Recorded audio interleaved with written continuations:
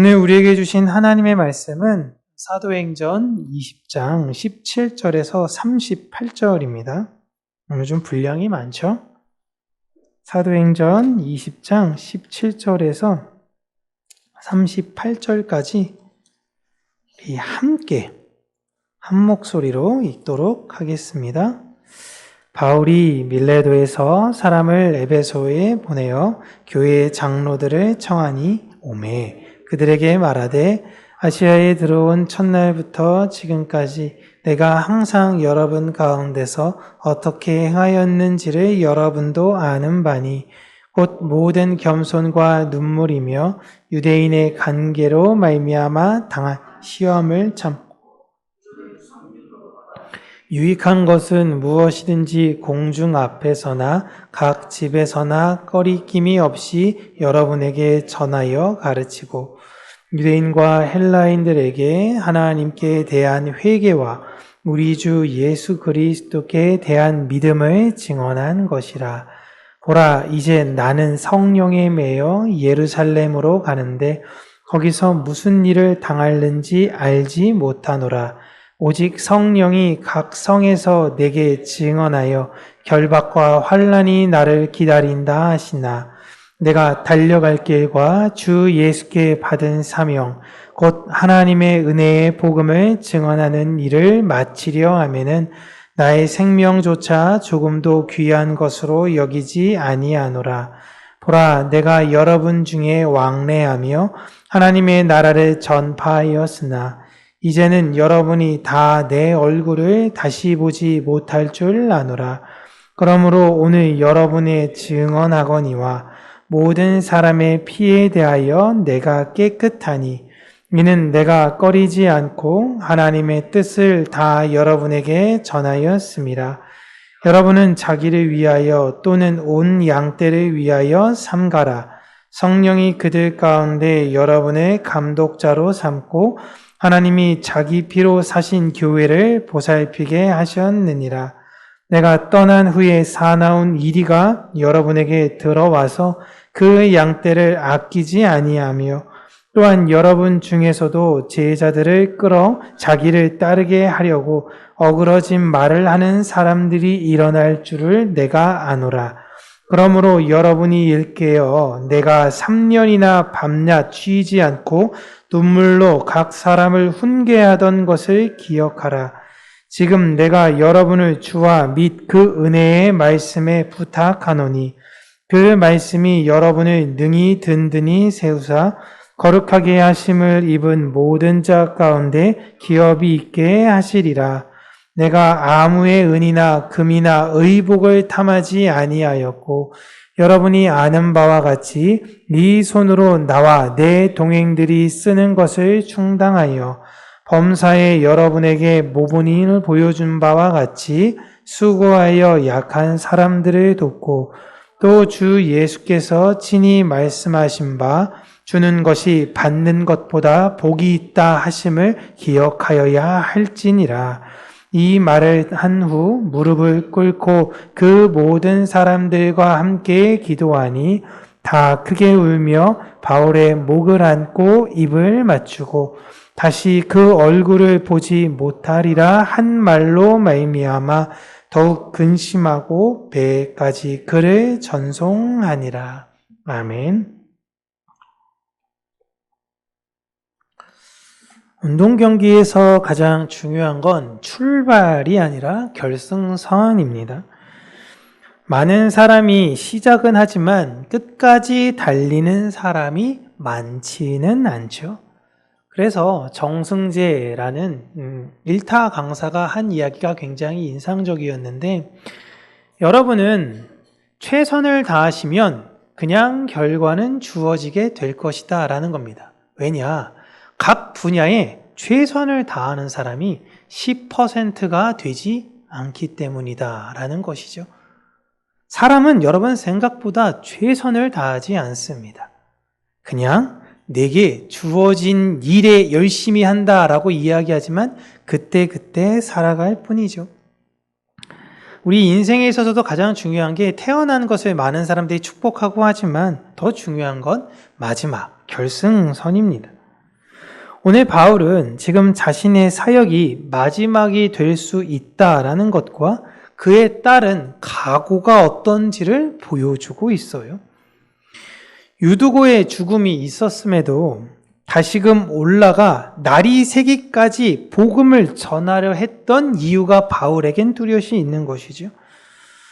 자신이 죽더라도 다른 지도자들을 세우고 그들을 남겨두어 바울이 원하는 건 복음이 이어가기를 원하는 마음이었던 것입니다. 그러기 위해서 자기 동역자들이 해를 당할까봐 무리한 항해 또한 하지 않았던 것이죠.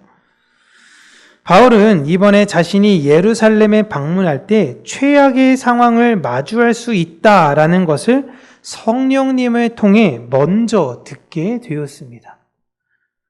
왜 그런 상황에서 여러분 두렵지 않겠습니까? 하나님의 말씀은 진리입니다. 여러분, 성령님께서 각 성 돌아다닐 때마다 환난과 핍박이 너에게 있을 거야 라고 성령님께서 말씀하시면요, 피할 수가 없어요. 그건 그대로 이루어질 것입니다. 여러분, 사람이 죽을 때도 깔끔하게 확 하고 죽는 게 좋지, 고문에 고문을 당하고 막 그렇게 당하면서 여러분 그렇게 죽는 게 좋으신가요? 사람이 진짜 죽는 건요, 사람이 진짜 두려운 거는 단순히 어떤 죽음이라기보다 죽음에 대한 공포입니다. 아픔에 대한 두려움이. 바울이라고 왜 두려움이 없었겠습니까? 그럼에도 바울은 물러서지가 않습니다. 바울의 이러한 각오가 잘 드러나는 내용이 에베소 장로들 앞에서 하는 오늘의 고별 설교입니다. 이게 마지막 설교가 아닐 수 있지만 바울 입장에서는 그들에게 하는 마지막 설교라는 마음으로 전했던 것이죠.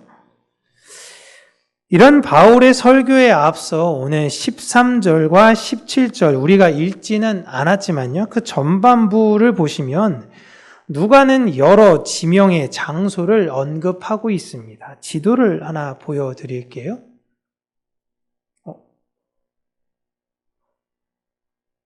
제가 안 보내드렸나요?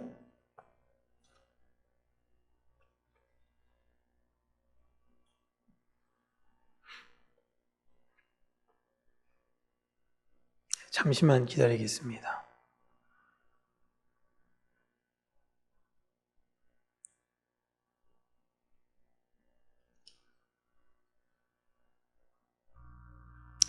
네, 저기서 저 가운데 부분 한번 좀 클로즈업 해 주시면요. 장소를 보면 뭐 아소, 미둘레네, 기오, 사모, 밀레도라는 그런 지명이 쭉 나오는데요.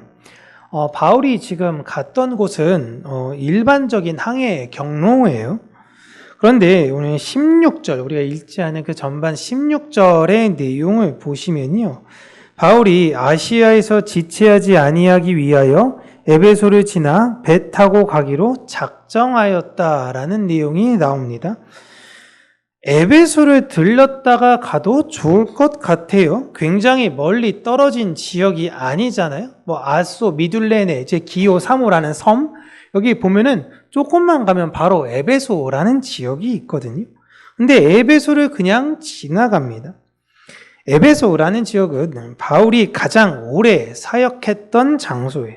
약 3년 동안 이곳에서 머물렀고 아시아 전체로 복음이 퍼져 나갔던 중심지가 바로 에베소였습니다. 엄청난 부흥이 있었고 많은 갈등들이 있었던 지역이었죠.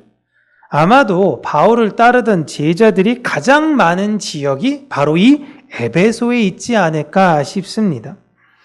바울 입장에서는 가장 애정이 많이 들어간 지역, 공동체, 교회라고 이야기하면 어디일까? 바로 에베소 교회라고 봐도 무방해요. 그런데 일부러 들어가지 않는다라고 합니다. 바울도 사실 상황을 다 알 수밖에 없는 게 에베소로 일단 가게 되면요, 예루살렘으로 가는 시간이 계속 미루어지기 때문에 그런 것입니다. 에베소에 도착해서 거기에서 하루 만에 그곳에 있는 모든 사람들을 다 만날 수가 없어요. 며칠이 후딱 지나갑니다. 어렸을 때 저희 어머니 고향 집에 외할아버지, 외할머니 있는 곳에 이제 쭉 가게 되면은 재밌는 것이 거기가 다 이제 부안 임시촌이거든요. 어렸을 때 굉장히 신기한 게 집에 이렇게 문패가 이렇게 있는데 거기 사시는 분의 성함을 한문으로 적잖아요. 다른 성함은 못 읽겠는데 성이 다 똑같은 거예요. 집에 가는데도 여기도 다 임시. 그러니까 어렸을 때 그게 너무 신기했는데 그냥 대수롭지 않게 여겼습니다. 근데 재미있는 게 저희 부모님과 함께 이렇게 차가 이렇게 주차돼가지고 할아버지 할머니 댁 방문하시면 이게 동네 어르신들이 가시다가 슬쩍 보시는 거에다가 차가 발견되면 이제 오셔서 인사를 하시는 거죠. 제가 굉장히 인상적이었던 게 옆에 계셨던 이제 상철 아저씨라는 분, 제가 어머니가 늘 말씀하시는 게 그분이 오셨을 때 저희 아버지의 손을 잡으면서 왔으면서 왜 연락을 안 하는겨?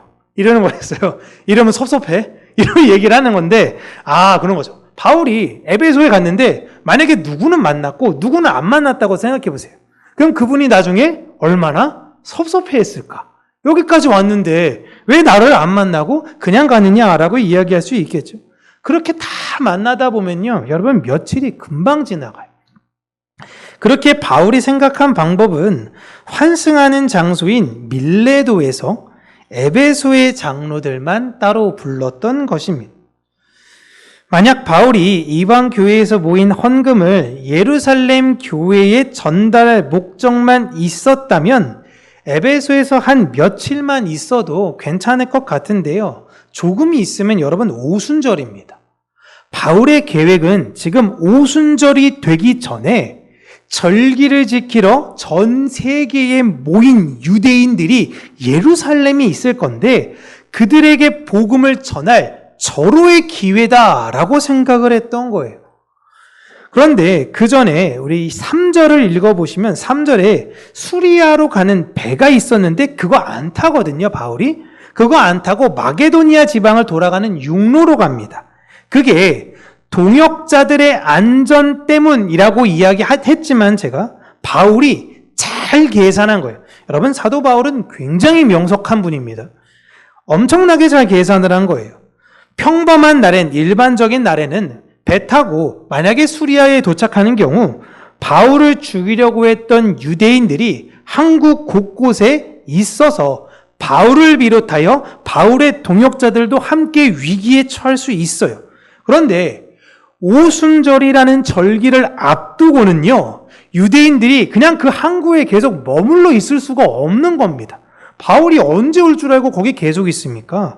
일단 자기가 절기를 지켜야 되기 때문에 예루살렘으로 내려가야 돼요. 그렇기에 항구에 있을 수 없다라는 것도 사도 바울이 계산했던 것이죠. 그래서 그때는 바로 배를 타지 않고 마게도니아 지역의 교회들을 순회하면서 가다가 때가 되어 배를 타고 들어가려고 했던 것입니다. 그런데 이제 에베소라는 곳에 가게 되면요, 자기의 계산하고 계획했던 그것이 너무나 늦어질 것 같아 에베소로 직접 가지는 않고 그들을 밀레도 항구로 나오라고 했던 것이죠. 이 밀레도는 에베소 남쪽에서 약 50에서 60km 떨어져 있는 곳입니다. 지금 뭐 차로 타고 가면 50km, 60km 사실 금방인데 당시에는 그냥 다 걸어가야 되는 그런 상황이라서 하루 반 혹은 이틀 정도 걸리는 시간이었어요. 바울은 중간 항구에 사람을 에베소로 보내게 되었고 에베소 장로들을 밀레도로 불러서 만납니다. 바울이 사랑하는 에베소 장로들과 만남에서 이들에게 전할 마지막 유언 같은 내용을 전하는데 꼭 그 내용을 보면요, 모세가 가나안에 들어갈 이스라엘 백성에게 했던 내용을 간추린 것 같고 예수님이 제자들에게 하신 내용과도 유사해요. 그러니까 자신의 사역을 여러분들이 이제는 이어받는 사람들이 되어야 한다라는 것, 그리고 하나님의 언약을 지켜야 한다라는 것입니다. 크게 세 가지로 요약하면 그런데요, 넘겨주시면 바울은 나는 끝까지 복음을 숨기지 않았다라고 이야기합니다. 중요해요. 복음을 숨기지 않았다라는 거예요. 20절에 유익한 무엇이든, 27절 보시면 하나님의 뜻에 여러분들에게 다 내가 알려줄 수 있는 것 다 전해줬다라고 이야기를 하고 있어요. 내가 요것만큼은 이 사람들한테 알려주면 나의 어떤 레시피가 들키는 거라서 절대 이거는 목회자로서 내가 알려줄 수 없어. 그런 거 없는 거예요. 여러분에게 쏟아낼 수 있는 최선의 모든 것들은 나는 다 쏟아내서 여러분들에게 가르쳐줬습니다. 라는 거예요. 사랑, 희생, 회개, 용납. 예수님께서 보이셨던 것, 하나님께서 우리에게 율법을 주신 그 의미, 이 모든 내용들을 그대로 다 전해주었다라는 것입니다. 그리고 두 번째로는 나는 생명보다 사명을 귀하게 여겼다라는 거예요. 24절 보시면 나의 생명조차 귀한 것으로 여기지 아니한다라고 이야기를 하죠. 여기서 바울은 언제나 죽음을 각오했습니다. 이번만 각오한 사람이 아니에요. 오늘이 항상 자신의 마지막 날인 것처럼 살았던 것입니다. 그렇기에 복음의 모든 걸 다 쏟아놓고 갔던 것이죠. 그리고 지금 유대인들이 자기를 죽인다라는 것을 알고 성령께서 그러한 일이 일어날 것을 말씀하셨지만 그럼에도 오순절에 복음을 몰라 예수를 부정하는 그들에게 진짜 율법이자 진짜 절기이신 예수님을 전하러 간다라는 것입니다. 여러분들이 이제는 전하면 되는 거예요. 저는 여기까지일 수 있다라는 것이죠. 그리고 마지막으로 얘기하는 게 이제는 여러분 차례입니다라는 거예요. 여러분은 자기를 위하여 온 양떼를 위해서 삼가십시오라고 28절에 이야기합니다. 바울이 에베소 장로들에게 당부한 내용을 보시면 에베소 교회를 지키라라는 것이 있지만 이게 핵심이 아닙니다. 사람을 지키라는 것이 핵심이 아니에요. 말씀을 지키라는 것입니다. 사람을 지키면 여러분 부작용이 발생이 되는데 30절에 그 부작용이 나온다라고 바울이 이야기하죠. 여러분 중에서도 라고 이야기합니다. 에베소 교회에 이런 자신의 세력을 확장하려는 리더들이 있었던 거예요.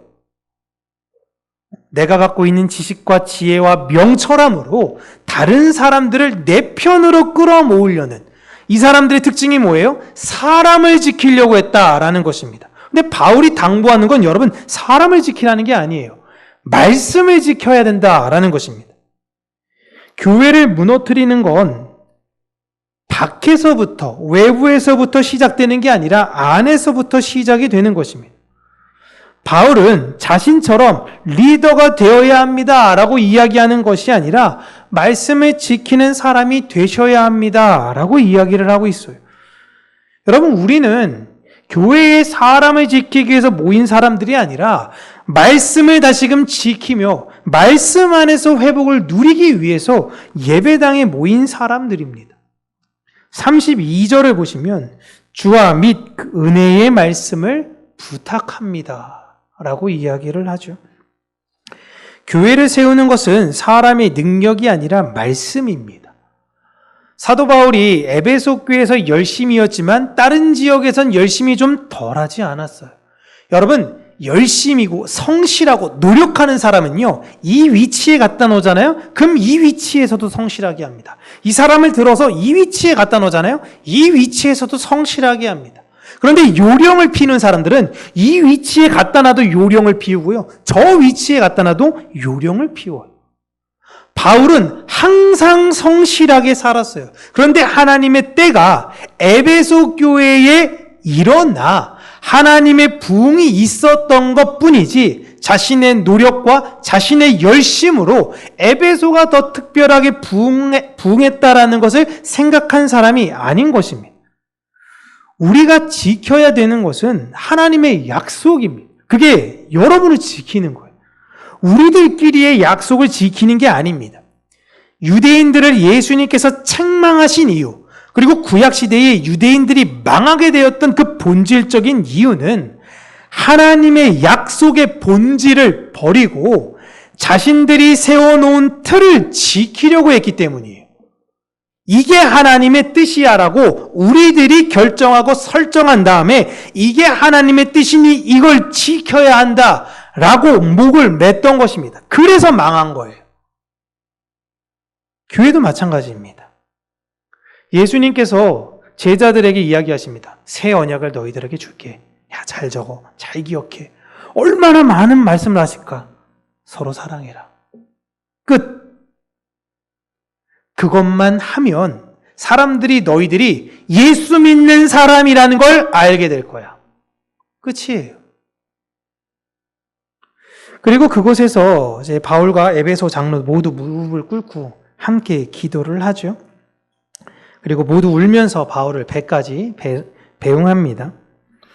에베소 장로들이 특별하게 더 슬펐던 이유는 다시는 바울의 얼굴을 보지 못한다라는 것 때문이었어요. 사랑하는 사람이 고난과 역경이 있는 곳으로 보내는 거 여러분 어떠십니까? 모든 어머니들이 아들을 군대에 보내면서 안 우는 엄마가 있나요? 이선영 집사님이 이제 또 머지않아 이제 또 겪으실 일이라, 예. 안 우는 엄마 없어요, 여러분. 제 논산훈련소 연무대 가면은 어머니들 다 쓰러져요. 다 막 울고, 이제 다 그런 상황인데, 왜 그런 겁니까? 군대 먹여주고 재워주잖아요. 돈도 줘요. 얼마나 좋은 거 아닙니까? 근데 왜 그렇게 우는 거예요, 엄마들이? 지금 뭐 저희 때 한 10,000원 받고 했으니까 울 수 있는데, 왜 우는 거예요, 지금은? 응? 고난과 역경이 힘든 거 아니까. 힘든 거 아니니까 보내기 싫잖아요. 근데 지금 에베소 장로들은 바울을 다시 못 본다라는 것까지 있으니까 여러분 얼마나 괴롭겠습니까? 그러나 그리스도인들은 사명으로 사는 사람들입니다. 이 세상의 사람들은 여러분 업적을 쌓으면서 살아가려고 해요. 그래서 속담에서도 호랑이는 죽어서 가죽을 남기고 사람은 죽어서 이름을 남긴다라고 이야기하죠. 그래서 스포츠 선수들이나 이런 사람들이 자신의 기록에 그렇게 예민한 거예요. 내 이름을 저 반열에 올려놓고 싶어서 자신의 이름을 남기려고.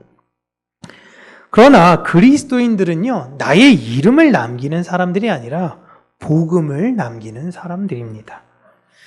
바울은 사람들의 마음속에 복음을 심어놓고 떠났습니다.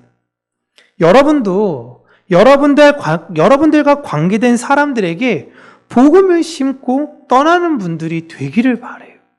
여러분들이 누구를 만나는지 모르겠지만 여러분들이 만나는 그들에게 복음을 심는 사람이 되셨으면 좋겠어요. 바울은요, 항상 오늘이 마지막인 것처럼 생각하면서 살았던 사람입니다. 에베소에 있을 때는 누구보다 에베소에 있는 사람들을 뜨겁게 사랑을 했어요. 바울은 자신이 있는 위치에서 언제나 마지막을 생각하면서 살았습니다. 근데 놀라운 게 늘 마지막을 생각하는 사람은 죽음 앞에 당황하지 않는데 늘 어떠한 것들을 기대하고 소망하면서 이 세상에서 것들을 붙잡고 살아가는 사람들은 그 죽음의 마지막 앞에 엄청 당황하더라고요. 여러분, 크리스찬들은요, 언제나 마지막을 생각하면서 살아가는 사람들입니다. 그렇기 때문에 양보할 수 있고요. 그렇기 때문에 이해할 수 있고요. 그렇기 때문에 용납할 수 있는 것입니다. 대충 살다가 그냥 때 되면 죽자라는 이 세상의 논리로 우리가 살아가는 사람들이 아닙니다. 지금 내가 할 수 있는 최선을 내가 사랑하는 사람들과 함께 나누는 것이, 지금 여러분들이 만약에 급작스럽게 떠나게 된다면 여러분 주변에 있는 사람들은 여러분과 어떤 인사를 하게 될 것 같으신가요? 그때 내가 기대하는 것, 내가 사람들에게 어떠한 이야기를 듣고 싶을까라는 걸 한번 생각해 보면 인간적인 긍정적 평가, 그 사람 좋은 사람이었어. 참 그 사람 열심히 살았던 사람이었어. 이런 것들을 기대하면서 사시는 건가요? 여러분, 갑작스러운 죽음이 아니라 사람은 누구나 다 이 고민을 마주할 때가 있습니다. 나는 무엇을 남기고 떠나갈 것인가? 그때 답을 제가 정해드릴 수가 없죠. 정해드리고 싶어도 그렇게 되지 않습니다. 그러나 복음을 받은 자들은 바울처럼 내 주변 사람들에게 복음을 지키라고 하며 전수했다라고 하는 것처럼 여러분이 복음을 지켰고 나는 복음을 지켰어. 그렇게 여러분 주변 분들에게 고백하고 그리고 이 땅에 사는 나와 속한 사람들에게 너희들이 반드시 기억해야 되는 것은 복음을 지켜야 하는 것. 이젠 너희들이 그 복음을 전해야 되는 차례다. 라는 것들을 당부하는 분들이 되기를, 그러한 우리 평강교회가 되어지기를 주님의 이름으로 축복합니다. 기도하겠습니다. 참 좋으신 하나님, 그냥 왔다 그냥 떠나는 세상이 아닌 하나님께서 분명한 목적과 뜻을 가지고 우리를 부르셨고 우리를 통해서 이루시고 하지 않은 하나님의 그 사명을 우리가 분별케 되어지는 지혜 얻기를 간절히 원합니다. 율법을 평생 믿었지만 율법의 뜻을 모르고 망했던 유대인들처럼 예수님을 알고 예수님을 믿는다라고 이야기하지만 온전하신 예수님을 몰라 망하게 되는 크리스찬들이 되지 않고 예수 그리스도의 그 언약을 지키고 예수 그리스도의 언약을 전수하며 예수 그리스도의 언약으로 살아가는 우리 평강교회 모든 성도님들이 되실 수 있도록 그 안에 성령님, 예수 그리스도를 알 수 있는 지혜를 분별케 하여 주시기를 간절히 간구하고 소원합니다. 이 세상의 달콤한 것에 취해서 나의 마음을 빼앗기지 아니하도록 하나님 우리의 마음을 붙드시고 언제나 고난의 잔을 기억하며 하나님께서 우리에게 주신 소망을, 그 사명을 이 땅에서 잘 이루며 살아가는 우리 평강교회요, 우리 모든 성도님들이 되실 수 있도록 은혜에 더하여 주시고 우리의 마음을 지켜 주시옵소서. 예수님 이름으로 기도합니다. 아멘.